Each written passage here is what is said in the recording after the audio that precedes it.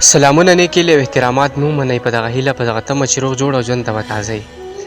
د ډېرو ورځو نه دغه عکسونه او دغه ویډیوګانې زه ګورم ملګرو زموږ افغانان وروڼه چې کوم دی هغه خپل هیواد افغانستان ته ځي او ډېره د خفګان خبره هم ده ځکه چې په یو کلي کې در سره چا ټیم شوی او هغه درنه ځي نو ډېر درد او ډېر تکلیف په سړي باندې تېرېږي بل هغه کمنټسونه زه ګورم چې په هغې کې موږ پښتانه په یو بل پورې خندا کوو د یو بل په احساساتو پورې ټوکې کوو ملګرو دا یوه خبره زما یاد ساتئ د ځان سره چې موږ پښتانه د یو بل په درد باندې غمجن نه شو نو زموږ په درد باندې انګریز هندو پنجابی دا خلک زموږ په درد باندې نه غمجن کیږي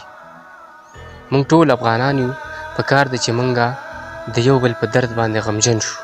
په دغه حواله باندې مې یو نظم هم لیکلی دی هغه هم راسره واورئ تر پایه د خبرو چل نه راځي خو باید چې موږ د یو بل په درد باندې غمجن شو او موږ ټول افغانان یو د نظم عنوان دی نه یو کیږو موږ ورکیږو وږي تږي یو نهر یو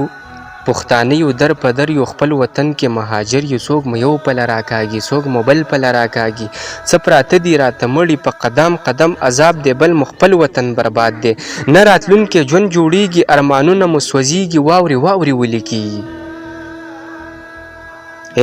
بل مو خپل وطن برباد دی نه راتلونکی ژوند جوړیږي ارمانونه مو سوځیږي واورې واورې ولې کیږي لوی واړه راته جړیږي پښتانه یو غیرتي یو خو اغیارو له ازغیو تر څه حده ډېر خواږه یو پیژندلې مونږ چا نه یو زخمي زړونو له علاج یو بې احساسو ته محتاج یو پښتانه یو غیرتي یو خو اغیارو له ازغیو تر څه حده ډېر خواږه یو پیژندلې مونږ چا نه یو زخمي زړونو له علاج یو بې احساسو ته محتاج یو چغې چغې دي ماتم دی د هر چا سترګو کې نم دی موږ په څه ګناه کړیږو چې بې ځای ځای کې مړه کیږو نه مو څوک په غم غمجن شو نه آباد په خپل وطن شو ورځ په ورځ ښه بربادیږو سوی لوي یو کړیږو نه مو څوک په غم غمجن شو نه آباد په خپل وطن شو ورځ په ورځ ښه بربادیږو سوي لوي یو کړیږو نه یو کیږو موږ ورکیږو ځکه سپک شو او سپکیږو مشرانو ته مې سوال دی دغه ظلم ته دې خیال دی بې لرګو اور دی بلیږي ورونه جدا کیږي یو رانیږي بل اوتر دی یو کابل او پیښور دی امید لرم ملګرو چې په دغه نظم باندې به زما ډېر پښتانه افغانان وروڼه پوه شوي او یو ځلې بیا هم چې د یو بل په درد باندې غمجن شو